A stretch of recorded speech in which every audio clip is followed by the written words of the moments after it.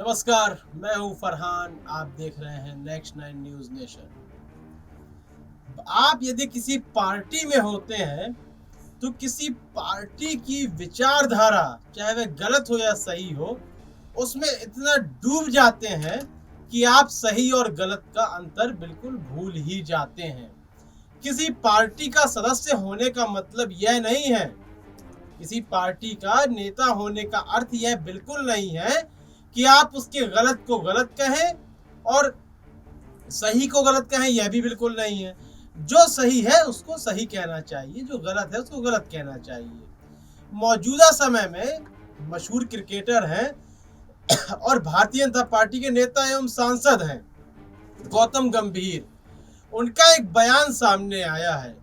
उनके बयान को लेकर अभिनेत्री स्वरा भास्कर ने उन्हें लताड़ भी लगाई है, उनका जवाब भी दिया है।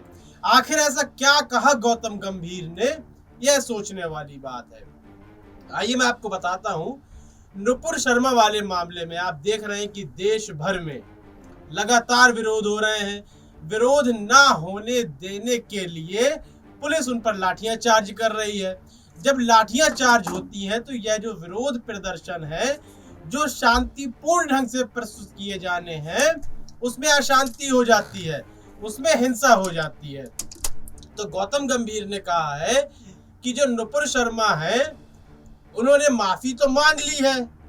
जब उन्होंने माफी मांग ली है तो अब इस बात को खत्म कर देना चाहिए। बिल्कुल। इस संबंध में स्वरा भास्कर ने कहा है कि गौतम गंभीर को नुपुर शर्मा तो दिखाई दे गई, उनकी माफी तो दिखाई दे गई, लेकिन जो बुलडोजर चल रहे हैं शायद उनकी आवाज सुनाई नहीं दी है, यह स्वरा भास्कर ने कहा है। तो गौतम गंभीर ने जो बात कही है कि नुपुर शर्मा ने माफी मांग ली है, तो इस बात को खत्म कर दें। तो आखिर ऐसी कौन कौन सी बातें हैं, ऐसे कौन कौन से अपराध हैं जो माफी मांगने से माफ किए जा सकते हैं? क्या एक हत्यारा जो है, किसी ने हत्या की है, क्या वह माफी मांगने के बाद माफ किया जा सकता है? आप कहेंगे हत्या तो बहुत ही जघन्य अपराध है। तो किसी धर्म के एक बड़े व्यक्ति जो एक धर्म की जड़ है, उसके बारे में अभद्र टिप्पणी करना भी माफी योग्य बिल्कुल नहीं है। यह समझना चाहिए गौतम गंभीर को। तो माफी मांगने भर से यह बात खत्म नहीं हो जाती, बल्कि जो प्रावधान है, जिस हिसाब से सजा मिलनी चाहिए संवैधानिक रूप से आईपीसी के आधार पर, नुपुर शर्मा को सजा दीजिए। जिन लोगों ने हिंसा की है अपने आंदोलनों में, प्रदर्शन में, क्या उनके घर बुलडोजर से नहीं गिराए जाते यदि वह माफी मांग लेते?